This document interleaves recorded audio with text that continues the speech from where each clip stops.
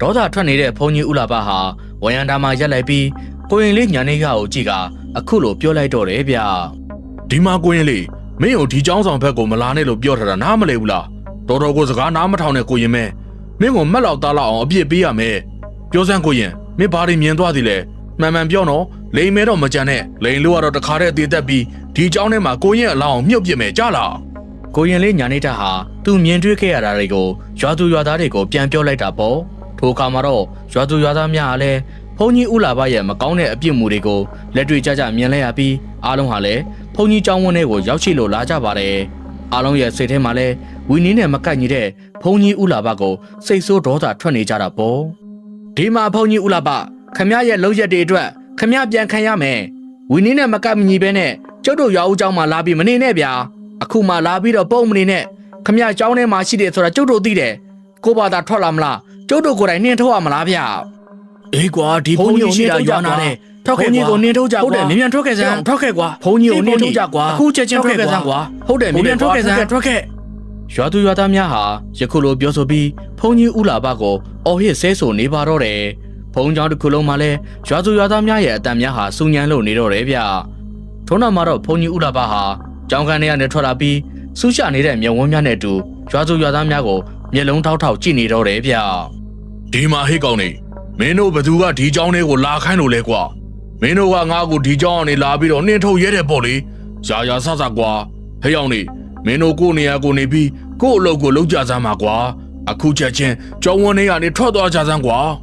ဘုန်းကြီးဦးလာဘရဲ့တုံ့ပြန်စကားကြောင့်ရွာသူရွာသားတွေလည်းပုံမောဒေါသထွက်လာခဲ့တယ်ဗျ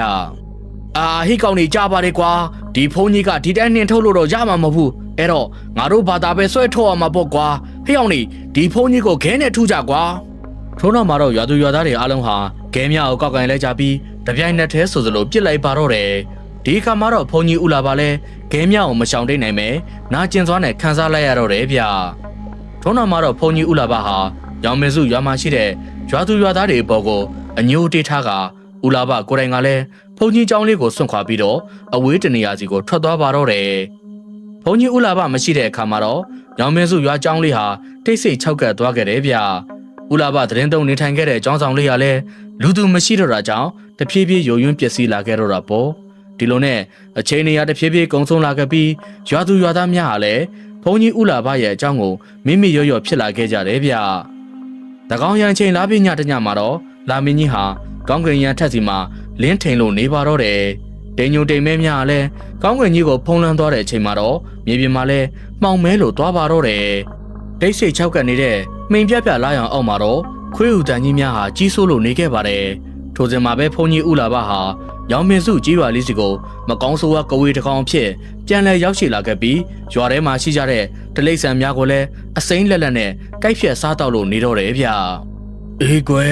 ်အဲ့ဒီအချိန်ကနေစပြီးတော့ဇလန်းနေစတာပါပဲဦးလာဘကသင်္ကန်းကိုမချွတ်ပဲအောက်လန်းပညာတွေကိုသင်ယူသွားတယ်လို့ပြောကြတာပဲအဲနောက်တော့ဦးလာဘက96ပါးသောယောဂနဲ့ပြန်လွန်တော်မူသွားတာပေါ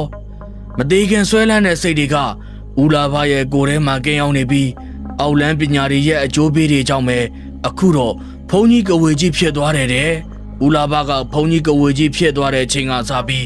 အဘတို့ညောင်မင်းစုကြီးရွာလေးလဲမအေးချမ်းတော့တာပါပဲအဲ့ဒီဘုန်းကြီးကဝေကြီးကတဖြည်းဖြည်းနဲ့လူတွေကိုပါဒုက္ခပေးလာတာပေါ့ကွယ်အခုလိုတေချာရှင်းပြလိုက်တဲ့ဘာကြီးဦးစိန်ဝေရဲ့စကားများတော့မုံညိုနဲ့ချင်းညိုတို့ညီကိုနှစ်ယောက်ကတိတ်ဆိတ်ငြင်းသက်ပြီးစိတ်ဝင်စားနဲ့နားထောင်နေကြပါတယ်ကဲဘလို့လဲလူလေးတို့အခုဘုန်းကြီးကဝေကြီးရဲ့အကြောင်းကိုလည်းသိသွားပြီဆိုတော့ရှေ့ဆက်သွားခြင်းစိတ်ရှိသေးရဲ့လားမင်းတို့ပြောတဲ့ယတနာတွေဆိုတာကလည်းအမှန်တကယ်ပဲရှိတယ်ကွာဒါပေမဲ့အဲ့ဒီယတနာတွေဆိုတာကလည်းဘုန်းကြီးကဝေကြီးကအဆောင်တယောက်လုံးနေပြီးလာသမျှလူတွေအကုန်လုံးကိုတပ်ပြစ်လေရှိတယ်နော်အခုလိုရှင်းပြပေးတာကျေးဇူးတင်ပါတယ်ဘာကြီးဘာဖြစ်ဖြစ်ကျွန်တော်တို့ကတော့နောက်ပြန်လဲဖို့အစီအစဉ်မရှိပါဘူးကျွန်တော်တို့ရဲ့အဖေကလည်းပြင်းထန်တဲ့ယောဂတစ်ခုကိုခံစားနေရတယ်အဲ့တော့ဒီဂျန်နာတွေကိုရမှအဖေရဲ့အသက်ကိုကျုပ်တို့ကယ်တင်နိုင်မှာဗျကျွန်တော်တို့မှရွေးစရာလမ်းမရှိပါဘူးဘာကြီးရ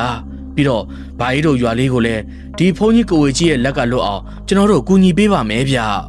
ျဟုတ်ပါတယ်ဘာကြီးကျွန်တော်တို့ရဲ့အဖေကအထက်လန်းဆရာတောက်ပါကျွန်တော်တို့ကိုလည်းအထက်လန်းပညာတွေနဲ့မော်ပညာတွေကိုသင်ကြားပေးထားပါတယ်ဗျပြိုင်တူတွန်းလျက်ရွတ်နိုင်ပါသည်ဆိုသလိုကျွန်တော်တို့ညီကိုနှစ်ယောက်ပေါင်းပြီးတိုက်လိုက်ရင် အဲ့ဒီဖုန်ကြီးကဝေကြီးအရှုံးနဲ့ရင်ဆိုင်ရမှာအသေးချပါပဲဗျာ